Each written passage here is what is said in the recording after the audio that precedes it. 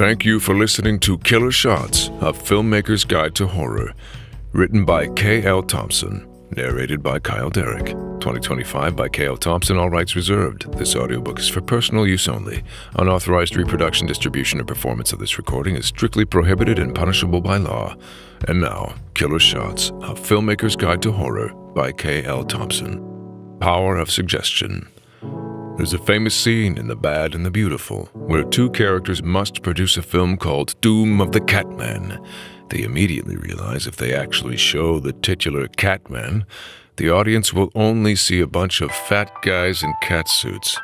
And as they're discussing how to genuinely scare people, they conclude that nothing scares an audience member more than darkness. They don't have to show the audience the Catman. But what do they put on the screen then? Their list is as follows. 1. 2 eyes shining in the dark. 2. A dog, frightened and growling, showing its fangs. 3. A bird, its neck broken, feathers torn from its throat. A little girl screaming, claw marks down her cheeks. Needless to say, their film is a hit. Great horror is built around suggestion, especially in a CG-laden filmmaking landscape.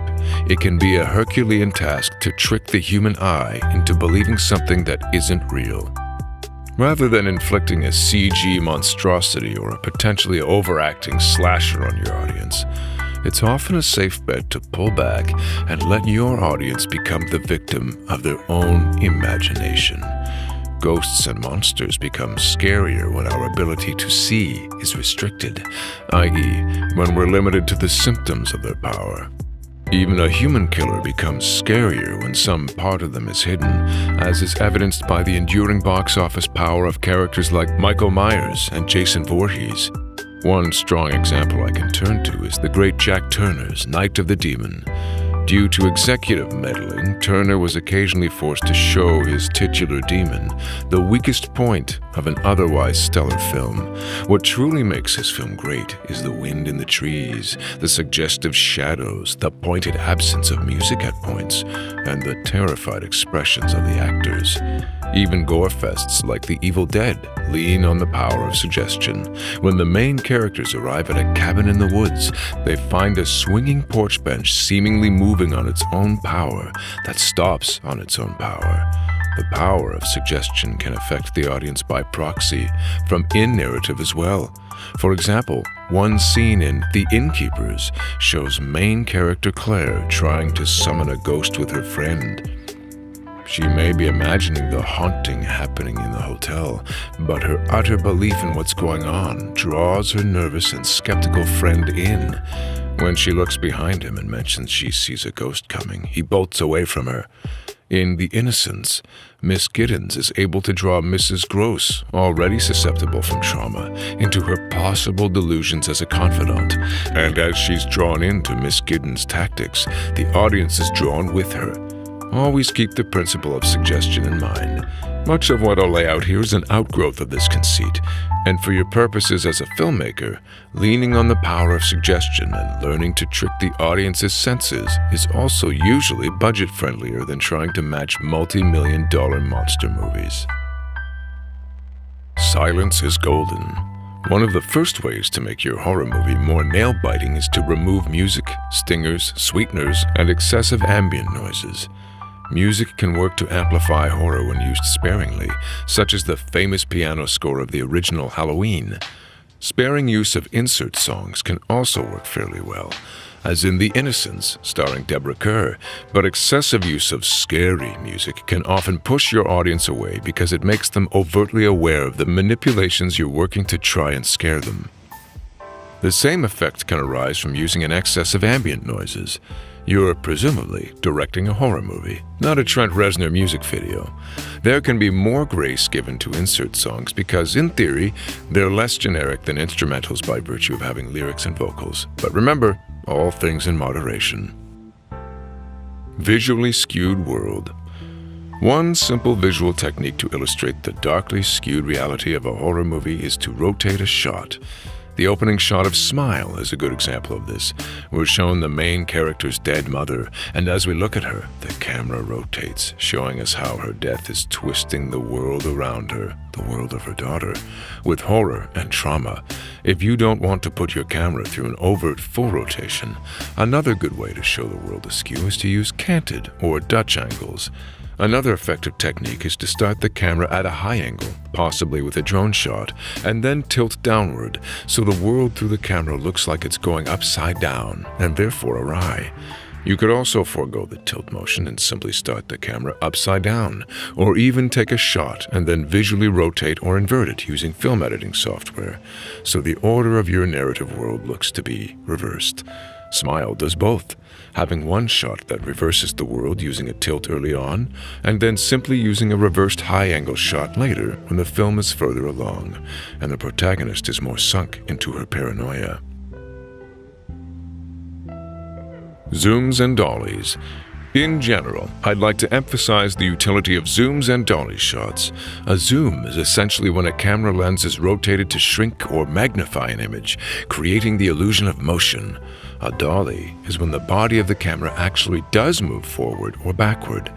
Conventions around zooming and dollying can be great for increasing or decreasing emphasis on a specific subject or place, especially if the subject is a threatening villain or the place is a source of terror.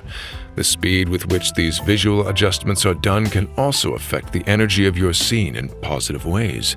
If you zoom or dolly in or out quickly, you can infuse your scene with kinetic energy to jolt your audience. If you zoom or dolly in or out slowly, you can infuse your scene with creeping tension. Sometimes you may wish to experiment with combining these motions for different effects. In Smile, when Rose sees the entity haunting her and starts panicking in her car, we very slowly zoom out from her to de-emphasize her suffering for a punchline of sorts. When we cut to the next scene, we dolly out from a diner sign at night. In The Conjuring, when Lorraine is looking in a mirror that supposedly shows a little boy's ghost, we get a dolly in on Lorraine as light bouncing off the mirror hits her face. Then an OSS behind Lorraine dollying in on the mirror's reflection. We then cut to a dolly in on Lorraine's face. In It Follows, when Jay is in a hospital room and possibly in danger from an entity following her, the camera dollies in on the open door of her room, and even when the person walking turns out to be an ordinary human, the camera continues to dolly. Sometimes you may want to combine the two to create a trippy visual distortion. In Jaws, when Brody realizes the shark is attacking the beach, Spielberg combines a zoom and a dolly on a shot of his face to convey his emotional shift. In E.T., when government agents are encroaching on the town, Spielberg combines a zoom and a dolly on a shot of the town to suggest it's about to be disrupted by their actions. For your film, it might be simpler to lean on zoom shots if you want to save time on moving the camera around. But the choice is really up to you. Don't be afraid to play with different camera lenses as well. Standard and short telephoto are best for street photos, travel, and portrait shots. Wide-angle lenses are good for landscape shots. Fisheye lenses are theoretically great for horror because of how visibly they distort the space of a shot. Medium telephoto lenses are good for action, while super telephoto lenses are good for nature shots. Macro lenses are good for close-ups. In some situations, it may be better to leave lenses to your director of photography so you can focus on directing actors and keeping the whole picture together. But you have a lot of options to play with. Innocence versus death. A really great way to illustrate the impact of the dark forces in the horror genre is to juxtapose them with innocence. Whether those innocents be the villains or the victims. An excellent example of the former is the revelation that waits at the end of the opening shot of Halloween. Our opening kill is given to us in a masked POV shot, and at the very end, when the mask is ripped off, we cut to the face of the killer and see that it's actually been a child the whole time. The reflecting skin is led by child characters who routinely do terrible things, such as tearing an old woman's room apart. The innocence is centered on two children who start getting up to fairly ominous mischief, possibly due to possession by a pair of dead lovers. An excellent juxtaposition of dark forces masked by innocent faces. For children depicted solely as victims, The Innocence offers up a couple excellent examples, victims and villains.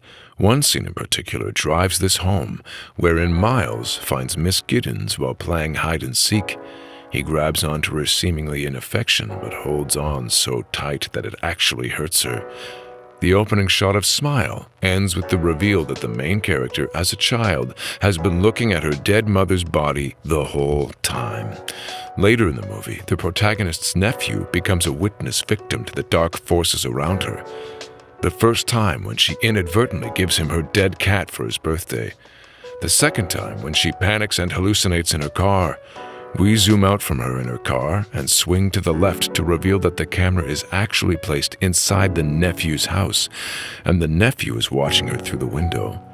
Halloween also makes excellent use of a child as a victim by showing the murderer, Michael Myers, following a little boy, Tommy, from beyond a chain-link fence. Michael's head is cut off by the frame, which adds to his towering presence, and then getting in his car to follow Tommy. Tommy is framed through a fence, through the grate of a police car, and then finally through the backseat window of the car. It's as if he's been captured by the cages visually overlaid upon him, and then as if by the dark space of the car. Later in the film, Tommy sees Michael Myers twice at a distance through a window, but remains unbelieved by Laurie, the main character and his babysitter. Finally, Tommy and his similarly aged friend Lindsay are placed in direct danger when Michael Myers breaks into Tommy's house and the child duo are forced to hide, then flee. Juxtaposing innocence with death can be particularly effective if you want to drive home how unfair the world is. In Puella Madoka Magica, the title character's emotional journey doesn't really begin until she sees her friend mentor get eaten. In Made in Abyss, the main character at one point similarly sees a child's body being eaten. Bong Joon-ho's The Host makes a point in the same way by having the main character's daughter get eaten by a monster terrorizing the area. The movie Frankenstein is famous for a scene where the monster plays a game with a little girl and, in his innocence, winds up tossing her into the water, not realizing she'll drown. The scene is an emblem of the fact that sometimes the bringer of death can be as innocent as their victim. Horror of wide-open spaces. Where a lot of horror utilizes claustrophobic spaces, sometimes the greatest horror can come from wide spaces that potentially house unseen forces or a lot of possible places from which someone or something could attack. During the daylight shots of Halloween, John Carpenter often favors wide-open shots of Laurie moving through the neighborhood, wherein the space feeds Laurie's paranoia as she becomes aware a man is watching her. Smile also uses wide-open spaces to amplify its main character's paranoia about the evil spirit targeting her. The movie goes further in accentuating this by sometimes pushing all furniture to one corner of the room so it can emphasize the space around her during conversation. Color theory. Another effective way to highlight the horror of your subject matter, either subtly or overtly, is to grade your visuals with very specific color choices. This is fairly easy to do if you take some time to dig into color theory. The Shining is famous for its use of color theory, such as the popping red and white colors used in the bathroom scene where Jack meets the previous caretaker of the Overlook Hotel, or the sickly green in the bathroom scene where Jack embraces a rotting woman. Kubrick is quite fond of bathroom scenes. Red is a prominent color in Us, with the villainous doppelgangers wearing blood-red jumpsuits. Midsummer is a strong example of this, since most of the movie takes place in daylight with all manner of brightly colored clothes, flowers, landscapes, etc. Smile takes advantage of this principle a little more subtly by painting the protagonist's workspace with vibrant yet slightly subdued colors, offsetting the horror of trauma and mental illness that fills the space. In The Innocence, the characters wear ghostly white nightgowns in a number of night scenes. Rosemary's Baby casts the title character's dangerous apartment in pastel whites and yellows. While I will say that white is a better color for avoiding green, especially if you're shooting in low light, the color choices are broadly at your discretion. Even if you can't control the color of a set, sometimes you can contrast the color of your set with the color of a prop, which you usually can choose, and make the set's coloring work to your advantage in a different way. Straight-ons for emotion. Straight-on close-ups are an excellent way to land emotional punches with your horror, particularly during dialogue scenes. They allow the audience ample opportunity to study the faces and therefore emotions of the characters grappling with the horrors of the film, which is key for the audience being able to connect with them. These are especially satisfying if your character has gone through a journey involving stress, exhaustion, insomnia, etc. The character's face can become the locus of the audience's fear and anxiety at the events of the movie. Gonjiam Haunted Asylum makes fairly frequent use of straight-ons for emotion, since most of the film's characters are streamers outfitted with GoPros to capture their faces at all times. This aesthetic choice receives an in-universe explanation as well. Invisible Killer.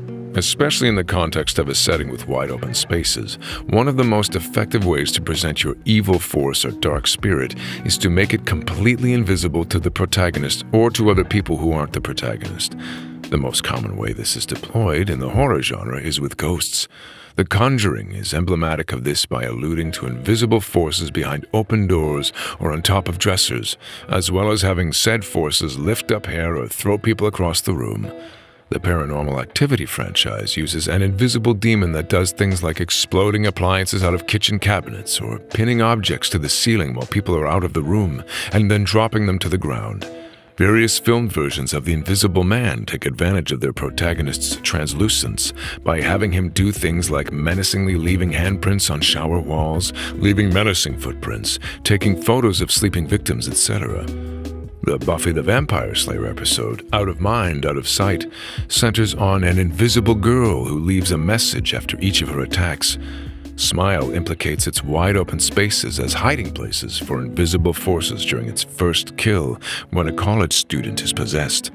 The protagonist turns to see what she's reacting to as the camera arcs around and then pulls away to connect her eyeline with the empty space where the as-yet unseen evil spirit is. Suddenly elsewhere.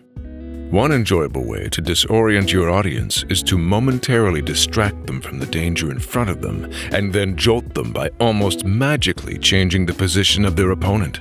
In Smile, when her haunted patient is lying on the ground, the protagonist runs to the phone to call for help, but when she looks back, the patient is seemingly gone. We cut to a profile shot of the protagonist, Rose, turning to look elsewhere. We cut to a tracking shot of the camera shifting to the smashed vase of flowers on the ground. We cut to a shot of Rose turning around to face the camera more as the camera dollies out a bit. Then we cut to a medium shot of the patient now smiling with a demonic mouth on her face. The Thai film, The Blue Hour, has a scene where the protagonist is searching a locker room bathroom with his lover in the dark when suddenly his lover stops responding to him, having seemingly disappeared. In Halloween, when Laurie gets back into Tommy's house and sends him upstairs, suddenly we're shown an open window with a fluttering curtain, and we realize that with supernatural stealth, Michael has already slipped into the house and is hiding, upending our previous perception of his position relative to Laurie. In The Shining, when Dick Halloran comes to save the Torrance family, Kubrick cuts between Halloran and Jack moving in different places and then ends Halloran's footage by revealing Jack is already in the same place, jumping out and killing the would-be rescuer.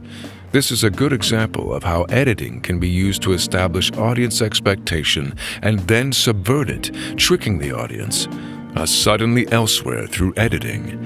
In Halloween 2018, this occurs when Michael is alone with one of his victims while situated near motion sensor lights. When the lights go on and off, Michael's position changes, confusing his victim. Killer smiles, eerie laughs. A simple, effective technique to unsettle the audience is to give your villain or villains an unnervingly cheerful smile that runs counter to their evil intentions.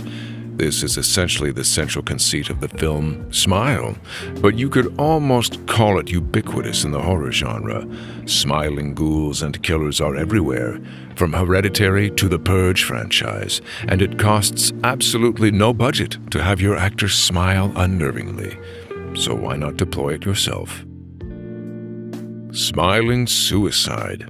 If you're directing a movie in the vein of Smile or Truth or Dare, wherein characters are having their behavior controlled by wishes, curses, or evil spirits, then you may find it effective to employ a smiling suicide. In essence, give your character a supernaturally induced smile while stabbing themselves, shooting themselves, or carving their own face.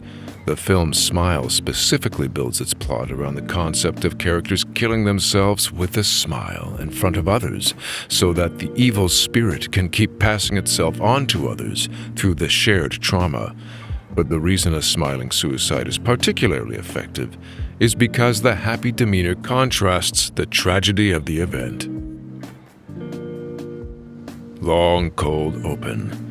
This technique may seem more general, but in a horror context, you may sometimes find it prudent to use a long, cold open, as in cases like Scream or Smile. A cold open is usually a more miniaturized sequence designed to set the mood of a film, usually lasting under 5 minutes, in the case of horror commonly referred to as the opening kill, and often preceding the title. The opening scene of Halloween lasts pretty much exactly 5 minutes, but letting your cold open last longer can pay rewarding dividends. To elaborate, most films usually have at least 8 sequences that run the length of 3 to 7 scenes. If the average scene lasts 2 pages, at least 2 minutes of screen time in many cases, then the average sequence lasts around 10 minutes. By dedicating an entire sequence to establishing the mood, and presumably the inciting incident, you can actually flesh out your mood setter more and turn it into a more satisfying mini-narrative. After all, if your focus points and plot points have more room to breathe, then your tension has more room to settle and build, which is extremely desirable in a horror context. For example, the cold open to Scream lasts around 13 minutes, giving it time to establish a lot about its killer and victim. When Casey answers the phone, we get to follow her as she moves around her house, soaking in her paranoia but also getting a sense of her affluent lifestyle. As the scene plays out, we learn she has a boyfriend, that she cares for him but likes to flirt, that she's willful and a bit resourceful, and that she knows about horror but not that much. We also learn about her killer and his methodology, as he calls her pretending to have the wrong number, then gradually pulls back the layers of the game he's playing with her, culminating in the revelation that he's been inside the house the whole time. The sequence naturally arcs through its own set of story beats, focus points, plot points, climax, etc., to work as a narrative all on its own, even though it's designed to light the fuse of a much larger story. Secluded space. Horror movies are replete with secluded spaces, from cabins in the woods to hilltop mansions. This is often a no-brainer, so that the character or characters have no easy escape and have fewer options to defend themselves. It's easy enough to isolate your character. Technically, the only reason your characters need to descend into nature is to go camping or partying for the weekend, but there are some ways to visually highlight the isolation. In Smile, we see Rose come home to a house where all the curtains are closed, thus highlighting the barrier between her and the rest of the world. Compounding that is the fact that it's surrounded by forest. Later in the film, Rose realizes the only way to stop the evil entity from spreading is to cut herself off even more. So additionally, we later see her going to an abandoned house in the middle of the woods where there's internal desolation to highlight its isolation from all else. In The Shining, the mountaintop isolation of the Overlook Hotel is eventually highlighted and compounded by a blizzard. In The Cabin in the Woods, the isolation is triple-fold as the characters arrive at a cabin in the woods surrounded by a force field and, eventually, a caved-in tunnel. Mirrors. Mirrors are another easy, low-budget way to create horror. From tools for scrying to otherworldly pathways, fears and superstitions about mirrors are age-old. So too are they often deployed as symbols of identity, especially when it's in question, when it's distorted, etc.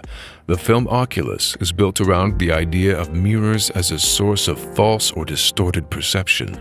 In Smile, we see Rose looking in a mirror with a gap between her and the edge to highlight the invisible presence of the evil spirit haunting her. They can also be used as an easy cue for a character to notice a killer creeping up behind them or to alert the audience to the killer coming after them.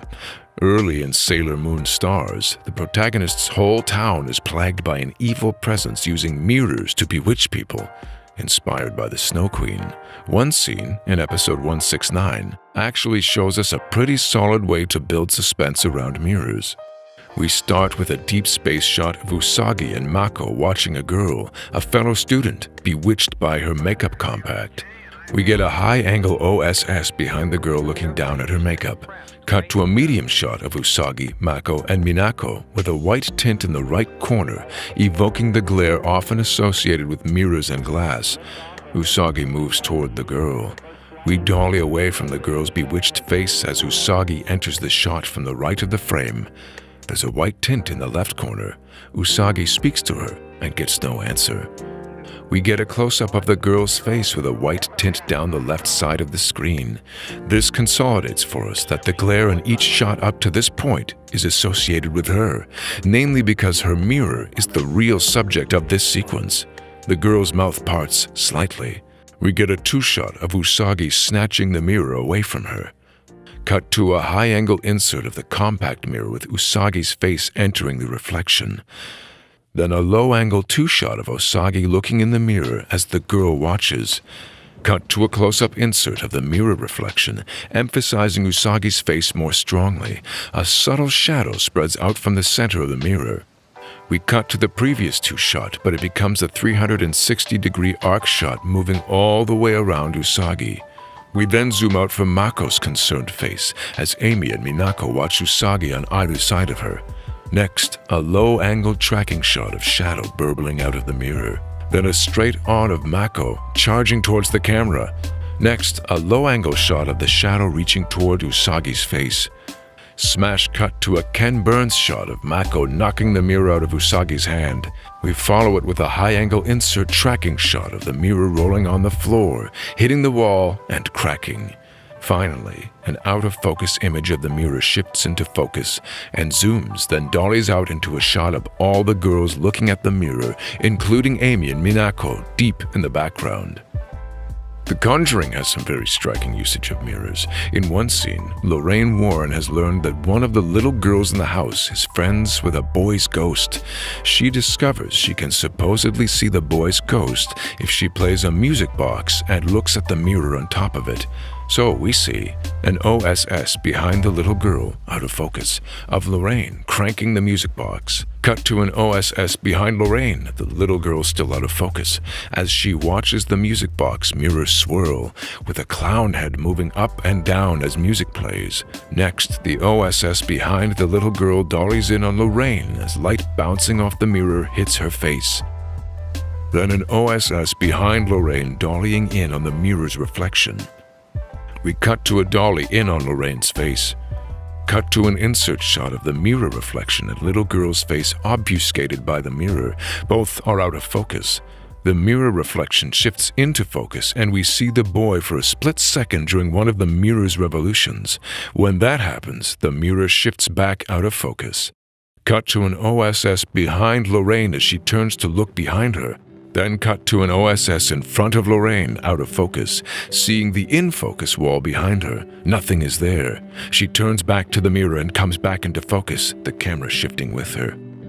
We get a similar scene earlier in the film, with the girl's mother, but no glimpse of the boy. Later, we get a scene that continues this thread when Lorraine's in the basement, but this time we get a shot of a ghostly mother behind her. When Lorraine turns to look, there's no one there. But when she turns back to the mirror, the ghostly mother is in front of her.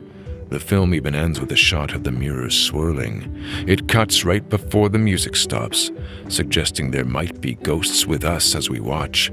Possibly the most common horror associated with mirrors is Bloody Mary, and the trailer for Paranormal Activity 3 actually gives us a striking low-budget example of how Bloody Mary's myth and game might be appropriated for horror. We're shown Katie and Christy, the two little girls at the center of the haunting in the film, entering the bathroom and shutting out the lights. They play the Bloody Mary game, but before they can actually see the result, one teases the other, and they run out of the bathroom, completely missing a woman's dark silhouette in the mirror. Such a setup is extremely easy to do if the director simply cuts to black and ADRs the girl's voices in. Then, when you cut to actual footage again, you'll presumably have snuck the actress playing the ghost in between takes. Bloody Mary is similarly a source of inspiration for much horror media, including the film Candyman, wherein the title character is summoned through mirrors. Mirrors are also a frequent prop of vampire stories to suggest vampires are soulless, occupy opposite worlds, etc. Dracula adaptations in particular frequently make use of mirrors to reveal the title character's true nature. In Fright Night, Vincent discovers Jerry is a vampire when he looks in his compact mirror. If you don't want to resort to video effects in post, you can easily achieve this kind of effect by recording a mirror shot with your actor out of frame and then cutting between shots of the actor in frame and reaction shots of the person seeing the mirror. Alone in a dark house. An extremely simple method for creating suspense and atmosphere is to stick your character alone in a house, apartment, or otherwise that has low light. Ideally, there should be just enough light to visually identify your character. Bonus points if the space is big enough to emphasize how alone they are. Fridge misdirect. Another simple low-budget trick to raise the hackles of the audience is the fridge misdirect. It's fairly easy to use a fridge door to jump scare the audience by having a monster or killer hide behind the door while the main character gets food from the fridge, and then jump out at them once the main character closes the fridge door. But a fun subversion of this can be having the main character open the fridge door and then close it when the audience knows something is stalking the main character or there's a danger in the house. Smile and Scream 2022 both use this trick to nice effect. Shape in the dark, gone in the light. Another great low-budget trick for spooking the audience is when the main character sees someone or something menacing in the dark or in a low-light setting and then turns on a light and sees nothing there. Smile and Hereditary both use this trick to decent effect, but Lights Out, both the feature film and the short film, actually builds itself entirely around this concept by having an evil force that appears where lights are turned out and disappears where lights are turned on. Jump scare. Probably the simplest way to shock the audience. This one gets a lot of flack because it's easy to stage and it doesn't necessarily take a lot of effort, but it can still be highly effective if used to explode tension after an extensive amount of build-up. Smile uses a jump scare when the main character jolts from hearing her boyfriend's voice after she briefly sees the evil spirit that's stalking her.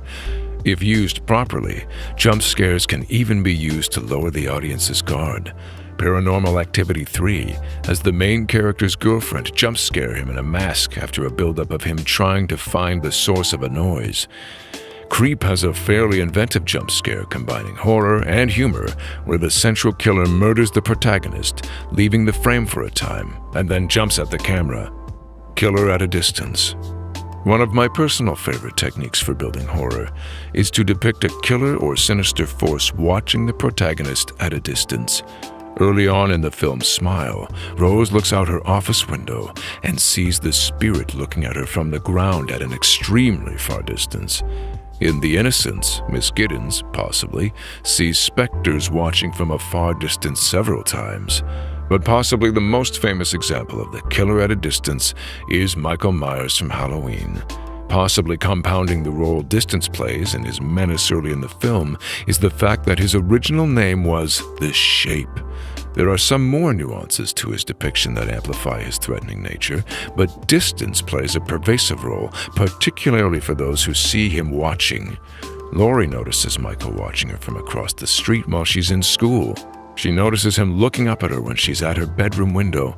and she notices him duck behind a bush while she and Annie are walking home from school. Notably, Annie doesn't see Michael because she's looking down when he appears.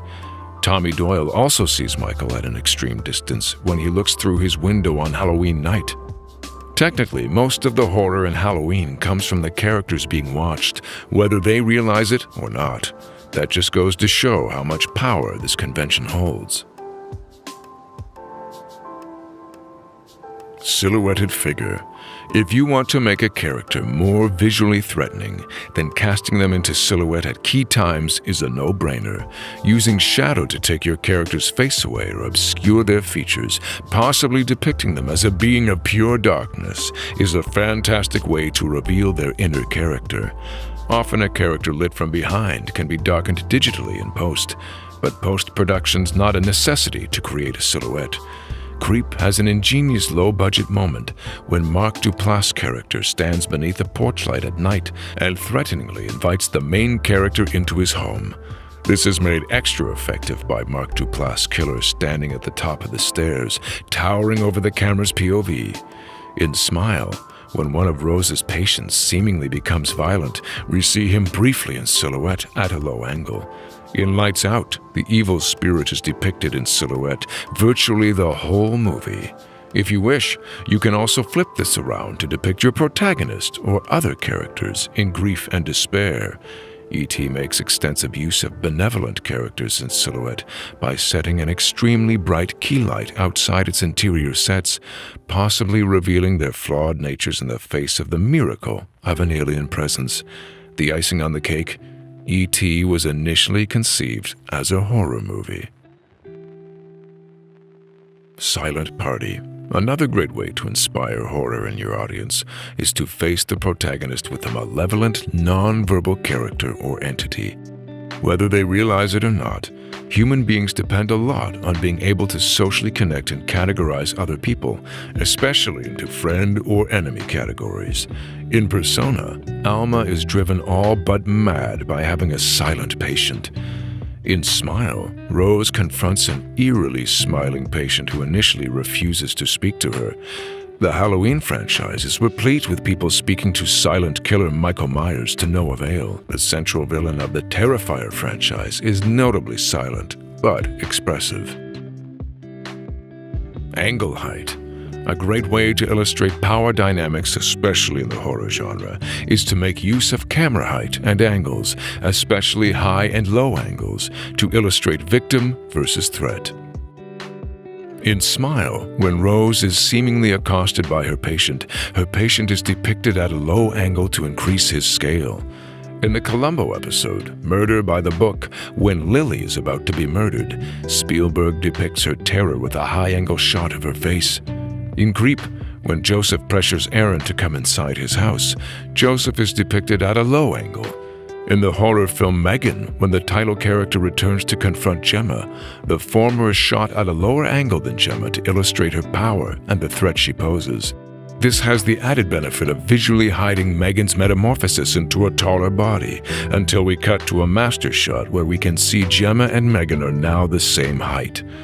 The Innocence, when Miss Giddens sits with Miles to confront him during the film's climax, the two appear to have the same height because Deborah Kerr's legs sprawl beneath the table unseen, but the resultant visual effect is that Miles and Miss Giddens appear to have the same height and same visual power in the scene. The power of angle height doesn't necessarily need to be limited to the relationship between two subjects. At one point in the film, the camera hovers directly over Miss Giddens when she's standing in the hall as she looks around, believing herself to be surrounded by ghosts. Paranoid gazes.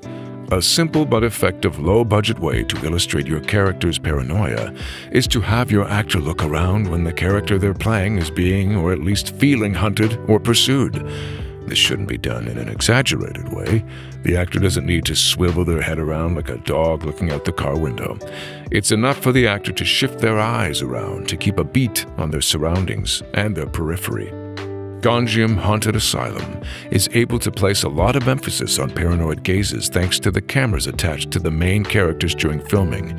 Smile gives us an effective example of this when Rose is shown leaving work after being told to take a break due to her visible stress. Closet. Closets can have excellent utility in horror movies because they may often be the smallest space if you're shooting in a house. In Smile, Rose is framed in the door of a dark closet at one point to briefly illustrate her isolation. In Scream, characters hide in closets several times to get the drop on others or hide a captive. There's a famous scene in Halloween where Laurie opens a window pretending to flee but hides in a closet. When Michael Myers starts busting through the thin frame-port closet doors, the closet setting actually provides Laurie a weapon, a coat hanger, to jam into Michael's eye. But more importantly, the closet presents a fantastically claustrophobic space for Laurie and Michael to battle, with the closet's light bulb presenting an excellent additional prop to reflect the chaos of the moment. Another clever usage of closets in horror pops up in Jamie Marks is Dead, with the main character and his ghostly companion passing in and out of closets to underscore the gay context of the story. From light to dark space. Another easy low-budget method for illustrating a character about to enter danger is to show them moving from a light space to a dark space. In Smile, right before Rose receives a false home alarm from the evil spirit haunting her, she gets up from a table in a more brightly lit dining room and moves into a dark kitchen. There are a lot of ways to accentuate this contrast more if you so wish. You could stage your actors moving from brightly lit home settings into dark basements or dark attics. You can show your actors going from bright exterior settings into dark tunnels. That being said, the contrast doesn't necessarily need to be that baroque.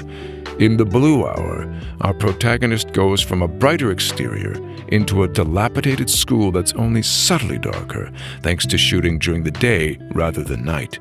If you do wish to accentuate the contrast more, then shooting at night is your best bet. Corners and walls. A great low-budget way to bring out the suspense of pursuit between victim and killer is to use a corner and/or wall to illustrate where the characters are relative to each other. Granted, they can also be used to evoke fear at what exists beyond a character's scope of vision, especially if you want to highlight the unknown in a wider space. Sometimes your best bet is to hang close to the wall and creep up on a corner to illustrate the tension of an unknown threat. In Smile, when Rose suspects there's an intruder in the house, we get a couple exemplary shots for raising the tension. One from Rose's POV as she moves towards her wall and the corner where the intruder may be. The other is a profile long shot where the wall takes up most of the frame and a sliver of the corner sits at the edge of the frame. In the latter shot, the tension is heightened when Rose approaches the edge of the frame. Though this approach can be a salve to add a trapped feeling in wide spaces, it works just as well in more closed spaces as well. In The Shining, when Danny is being chased through a maze by his axe-wielding father, emphasizing the corners of the maze immerses the audience in the boy's fear of what may be just around the corner. Showing both prey and predator navigating walls and corners at the same time requires a slight adjustment. In Jurassic Park, in a scene where two children are being hunted in a kitchen by velociraptors, Spielberg generally keeps the camera close to the ground. This emphasizes how the counters become a short form of wall, barely keeping the children ahead of the raptors during the pursuit, with the children and raptors peeking around corners to try and get a sense of where the others are. In short, showing hunter and hunted requires a greater emphasis on corners and how barriers separate the parties rather than necessarily emphasizing the emotions of one party. Narrow visible openings. For both plot and visual purposes, utilizing narrow openings can be a great way to separate characters, present narrow escapes, show defensive weaknesses, and emphasize how trapped characters are. The film Gonjiam Haunted Asylum makes use of narrow visibility several times. In the climax, when Ha-Jun is coming toward the asylum, he spots an ambiguous shape moving through the window of the asylum. Gonjiam also likes to make use of the narrow peepholes in the asylum's doors to emphasize the ghostly gazes of the asylum's denizens. In the climax of The Shining, Danny is forced to leave his mother behind in the Overlook Hotel to escape his father. In the opening scene of 28 Weeks Later, the director uses gaps in the wood shielding the human characters from the zombies to highlight the weaknesses in their defense right before one of them is attacked and infected through the boards. If you're in a wide-open space with windows, rather than closing the curtains to emphasize the trapped feeling, sometimes it can be better to tease by leaving a gap in the curtain. Though not horror, A Single Man is exemplary in using visible gaps to illustrate a strained connection to the outside world. Another option is simply to stage your horror in a space with smaller windows. For example, basement and bathroom windows tend to be smaller than average. Alarms. People turn to alarms for a lot of applications. Maybe a person has a digital clock to jolt them awake. Maybe their smoke alarm goes off to warn them of fire or gas. As technology advances, more and more people turn to higher and higher tech security to fortify their homes. Maybe their security alarm warns them of an intruder. Whatever the reason, people turn to alarms to get their attention, and therein lies the opportunity to express the chaos and frenzy of a dangerous or fraught situation. In The Innkeepers, when the main character awakens from a vision of one of the ghosts haunting the hotel she's staying in, her alarm clock serves to ignite her residual fear and spur her out of bed in a quasi-comical fashion. Though not a horror movie, La La Land uses a stove alarm to express the distress the main characters experience as they're breaking up. In its opening scene, Scream uses a stove alarm as a ticking clock to express the emotions of Casey at being stalked by her killer. In Smile, the evil spirit uses an alarm to alert Rose to its premise, panicking her. Poltergeist. A poltergeist is a kind of ghost or spirit that causes physical disturbances, including loud noises and the moving or destroying of objects. Poltergeists like to squeeze, bite, hit, and trip people. They move or levitate items like cutlery and furniture, as well as banging on doors, walls, etc. Together with spontaneous fires, diverse electrical problems like flickering lights and unpleasant odors, experiences with poltergeists are also frequently accompanied by these phenomena. In your own work, you don't literally need to use a poltergeist to invoke these phenomena. It could be a demon or a psychic, like the protagonist of Carrie. But let's dive into executing the specific phenomena under the poltergeist umbrella. Ever since the Fox sisters sparked nationwide attention, knocking has remained a popular signifier of paranormal activity in horror media. More importantly, for our purposes, it's a low-budget one. At a basic level, the idea is that spirits and other supernatural beings catch the attention of mortals by knocking. At a production level, it doesn't really take anything more than ADRing knocking noises into whatever film or TV episode you're directing, with the actors pretending to react to them. One notable example of this is in the film The Haunting, where the characters are disturbed by knocks and bangs around the house as they investigate it for paranormal activity. But if you want to take the idea further beyond just spirits banging around on walls and furniture, it can also be a way for your characters to communicate with otherworldly beings. For example, having a character ask, "Knock twice if..." Conversely, it can present a very physical way for paranormal contacts to go awry if the writer or director so chooses. If you want to include strange smells in your narrative, you only really need to have your actors comment on and react to them. Showing things levitating or moving around, as in movies like Poltergeist or Gonjiam Haunted Asylum, may present a little bit more of an effects challenge, but you can achieve a certain amount of motion by attaching very thin strings, imperceptible to the camera, to objects and pulling them from off-screen.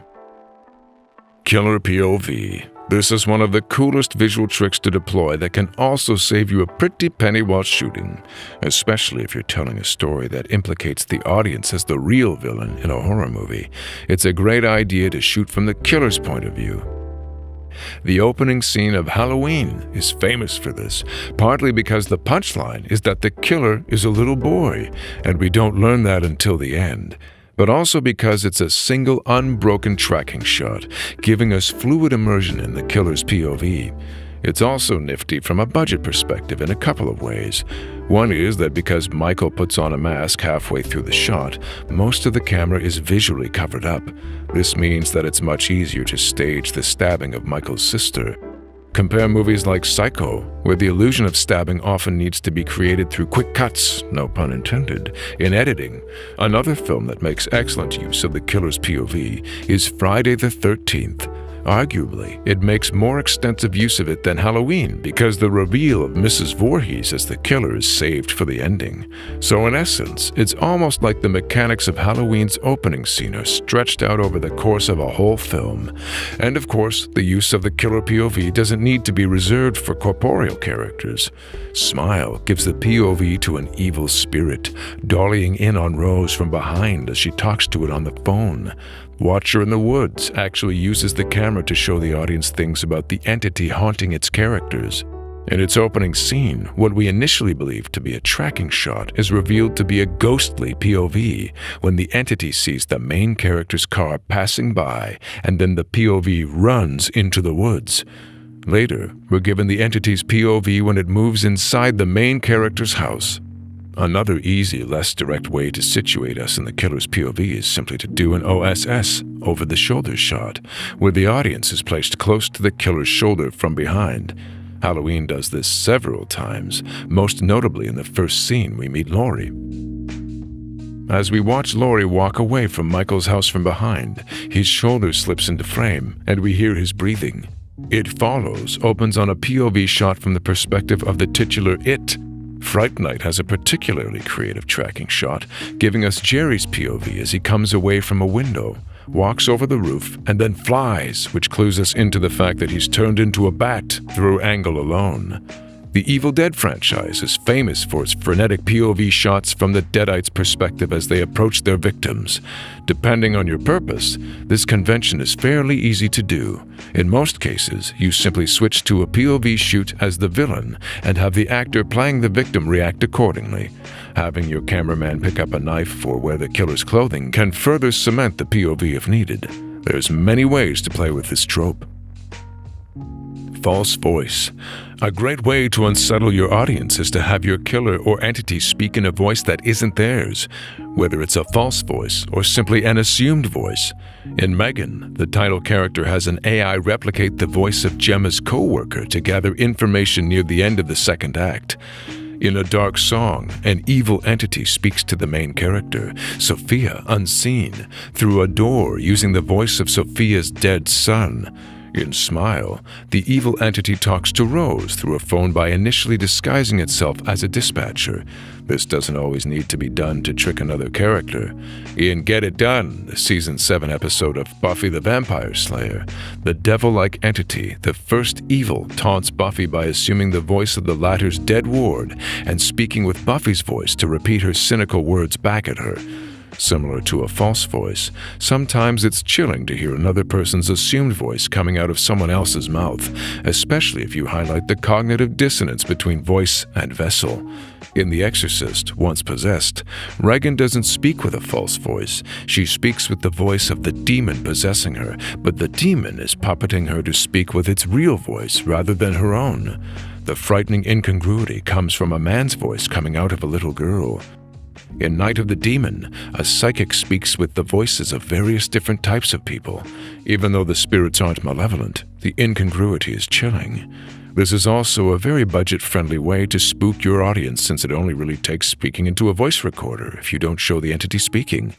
If you show it speaking with someone else's voice, then you need only some additional ADRing to match the recorded speech up with the movements of the actor's lips saying the dialogue.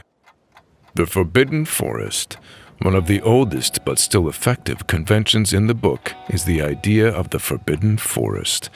Fairy tales are ripe with characters wandering into forests and encountering horror and wonder. Classics in Western literature, such as Little Red Riding Hood and Hansel and Gretel, showcase this pattern. The fairy tale musical Into the Woods actually seizes on the subtext of the forest, making it central to its plot. So too can the woods be appropriated for your own horror project. The Watcher in the Woods, in its very title, symbolically ties the entity haunting the characters to the mystery of the forest. In The Evil Dead, one character is infamously raped by a tree after going into the woods surrounding the cabin. In the hole in the ground, the main character must enter the woods and then go underground to rescue her son, attaching a possible maternal symbolism to both the woods and the ground. In Smile, Rose stares into the forest surrounding her home, metaphorically tying the isolating and mysterious surroundings to the mystery of the evil spirit haunting her. In An American Werewolf in London, David's descent into his werewolf nature is expressed as dreams about running through a forest and killing animals. The woods are a particularly popular feature of werewolf films, possibly because of the wolf's mythic threat often being tied to the fairy tale genre, but also possibly because that's the wolf's favorite habitat. The Teen Wolf TV series, Valley of Shadows and The Company of Wolves also heavily tie wolves to the forest in a mythic horror context. This doesn't necessarily have to be entirely literal either. The movie Creep only symbolically codes its killer with wolf motifs, also having its characters travel into a forest to find a certain emotional oasis. In Get Out, the main character passes through a forest and sees a dead deer to arrive at the dangerous pastoral setting where the plot must play out. You can also flip this convention around and present the woods as a source of freedom and safety for characters who spend most of or the entire movie locked in a single setting. The Shining ends with Danny and his mother fleeing into the safety of the woods after being hunted by an axe-wielding lunatic. Zombie movies like Day of the Dead often depict characters needing to escape into nature after being confined to one place. Let me say, though, that shooting within the woods can make lighting a little trickier due to the higher number of shadows to navigate, more potential obstacles to the available lighting of the sun, and the changing position of the sun.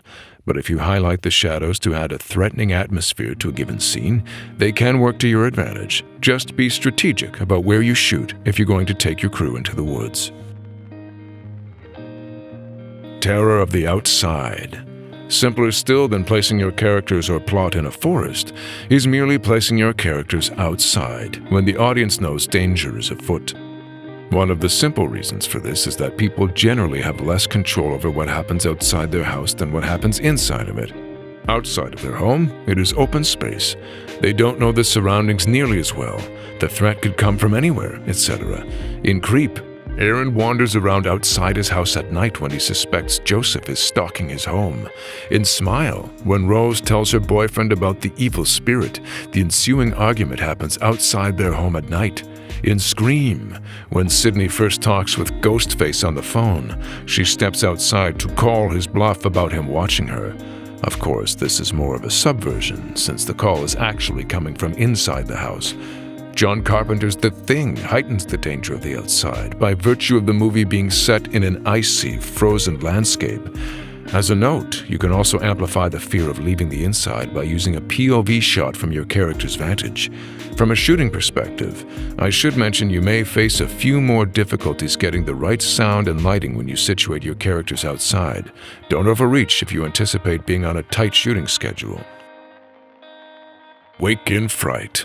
Another low-budget trick for showing your characters increasing despair is to have them wake up from a dream or vision, perhaps drenched in a cold sweat. This can be a little bit of a cliché, but there are still some inventive ways to play with it. The innkeeper's main character, Claire, appears to wake up in the middle of the night at one point. When she sits up, we shoot in profile, leaving plenty of the room in the frame for another party. The shot gives her a moment for her to process her drowsiness before something underneath her bedsheet slowly sits up next to her, occupying the negative space of the frame. The sheet falls away, revealing the ghost of Madeline O'Malley, who terrifies Claire with an inhuman wail. What's inventive here is actually the initial absence of an obvious dream or vision. We're shown Claire waking up without a preceding dream. After the ghost is revealed, Claire wakes up for real, panicked. If you want to use a more obvious dream or vision, you can do what An American Werewolf in London does by placing the dream in front of the fake-out wake-up, followed by the real wake-up. Smile uses a fairly short and sweet version by having a rotating dolly shot move in towards Rose's mother. At the end of the shot, Rose's mother opens her eyes, and we then cut to a shot of Rose waking up. This cut evokes the sense that Rose's fear is tied to the awakening of her trauma around her mother's death. Blow Up. Many horror movies center around characters attempting to gather information, be it by going to the library, using the internet, or interviewing people. If you need to spice up a scene of a character researching or discovering key or even terrifying info, then Antonini's Blow Up might hold some answers for you. At one point in the film, the protagonist, Thomas, has taken photos of a couple at a park and is examining them in his studio at home. We start on a medium close-up shot of the protagonist passing photographs on the wall. The camera shifts and syncs with him as he crouches, emphasizing the back of his head. The camera dollies out slightly and swings wide as Thomas runs out of the room. Next is a low-angle profile shot of the protagonist dipping and examining the photo before washing it more. We return to the angle the first shot left off on as Thomas re-enters with the photo. The camera swings to show the protagonist hanging a picture on the wall. Then a long shot of him re-hanging other photos. What happens next is truly exceptional. The photos themselves become the frames shots of the film. This starts when we cut to a photo of the couple Thomas watched earlier as an extreme long shot. Also notable is that this sequence plays without music, only the sound of the wind. We cut to a regular long shot of the couple, blurry from being zoomed in. Then to another extreme long shot of the couple embracing. Next, a medium shot of the couple's embrace, the woman looking away. When we cut back to a long shot of the couple, the camera shifts right and dollies in on a man watching from the woods. We see a medium shot of the man watching from the trees, noticeably blurred by the blowing up process. We cut to an insert shot of the gun in the man's hand. We cut to a medium shot of the couple's embrace, this time the woman looking at the camera while her lover looks at her. Then to a medium shot of the man and woman separated, looking off frame. We get to a medium shot of the upset lover. Then a medium close-up of the upset woman. Next, there is a low angle of the woman looking at the camera, her hand almost angled in front of her face. We cut to a shot of the empty park, followed by a long shot behind the woman. Then back to a long shot of the empty park. The film then returns us to the studio space with a low-angle shot of the hanging photos. The camera moves and swings left to emphasize Thomas watching the photos. Thomas looks around, processing what he's seen, and then ducks under the wall to the left, with the camera following him as he moves to pick up the phone and dial. Demonstrating just how translatable the underlying principles of examination are, Francis Ford Coppola actually remade Blow Up as The Conversation. Except in The Conversation, Coppola's protagonist listens to audio instead of looking at photos. Compounding my point, Smile actually has a sequence where Rose listens to audio from her encounter with the haunted patient. The exploratory element comes in the way Rose is able to split the audio into different clips to hear different things during the interview. She's able to isolate the audio of the spirit calling her patient's name. As she listens to the audio of the spirit's voice, it starts to call her name instead. This culminates in the spirit appearing beside her. On a budget, this kind of exploration is easier to express than it's ever been, since most people now have a laptop or at least a cell phone if they can't get shooting permission in a library or a location of that nature. Distant openings. A fantastic way to make use of your space is to leave a door conspicuously open opposite your protagonist during an interaction. If your character is being haunted by some unseen presence or paranoid over a killer, it's a great way to give your threat a symbolic presence during an interaction. This is especially true if the interaction itself is about the threat. In Smile, the first time we see Rose meet with her therapist, a door is left open to the right of the therapist deep in the background. While the two discuss Rose's trauma, we cut between Rose and the therapist, the open space in Rose's eyeline evincing the sense that she might not be alone and that she might even be seeing something we're not. In my opinion, this is doubly impactful if the threat is supernatural because the opening deep in the shot creates a sort of infinity within the frame. Killer passing. Another easy low-budget trick for creating visual unease is to have your character pass in an opening behind or in front of the main character or characters, such as a glass door, a hallway, etc. This can be applied across the board to threatening figures, but in my opinion, it's most effective when applied to ghosts, evil spirits, or other beings that are virtually untouchable to the material world around them. One way to heighten the effectiveness of this trope is to have the characters fail to notice the threatening figure pass. It's scarier for the audience if the characters don't realize the threat is present, but it can work if they notice. The Innocence and The Conjuring both have characters notice ghosts passing. In The Innocence, the ghost actually seems to pass into a wall. From a production perspective, all you really need is to have your actor pass by a doorway and maybe even have them in soft focus while your protagonist is in hard focus. If you wish to evoke an effect like a ghost passing into a wall, your best bet is to hide the opening during most shots and then edit so the character appears to be looking at the wall where the ghost passed. You can go even more minimal visually and only show the barest hint of a visual detail passing like a bow or hand. The Innocence shows us both a full passing and an allusion to motion at either end of a hall in one scene. This is easier to pull off if you keep the camera close when the character's looking at the wall where they believe the ghost went. If there's anything on the wall, you should either take it off temporarily or frame it out to avoid giving the trick away. Thank you for listening to Killer Shots, a filmmaker's guide to horror, written by K.L. Thompson and narrated by me, Kyle Derrick. To experience the full book, click the link in the description. Your support means the world, and I hope this guide helps you craft your own killer shots. Until next time, stay creative and stay spooky.